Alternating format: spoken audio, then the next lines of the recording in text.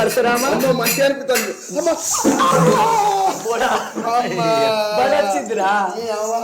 దురికినవురా నువ్వు ఎత్తేసినావు అనుకుంటారా చదివే బల్ల ఖర్చును గురువుకు నమస్కారం పెట్టురా. సారు నమస్కారం. ఇలా గురువే వాళ్ళు చెప్పరాజు ఇద్దరు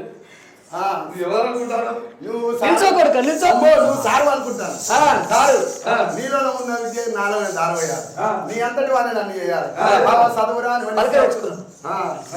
సారు చెప్పండి సార్. నీలో ఉన్న విద్య పలకాడు తెచ్చుకున్నావు బిడ్డ? ఓ సారు పలక తెచ్చుకోలే.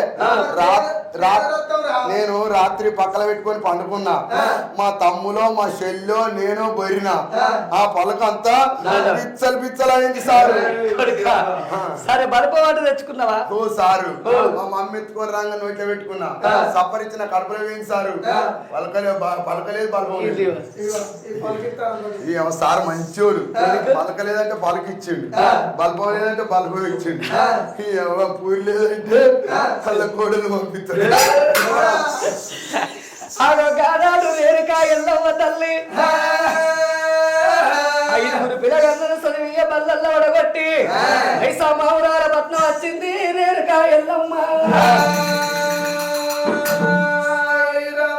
చదివియ బల్లల్లో పిల్లగండ్లు 6 శాస్త్రాలు 18 పురాణాలు చదువులన్నరో నేర్చుకుంటూ ఉన్నారు. నేర్చుకుంటూ ఉన్నారు. చదివియ బల్లన్నరో అపరశరాముడు జంపన్న చూడాలి. సిటికేలయ్యా దొక్కేలయ్యా అడవిలో గౌరవ్వరా 6 శాస్త్రాలు 18 పురాణాలు వేదాలు వేద పురాణాలు పొడిసేటి పొద్దు అదే ఉడిగేడు దియ్యావడే ఉన్న పాయనేరా ఉసిరాటంగేరా.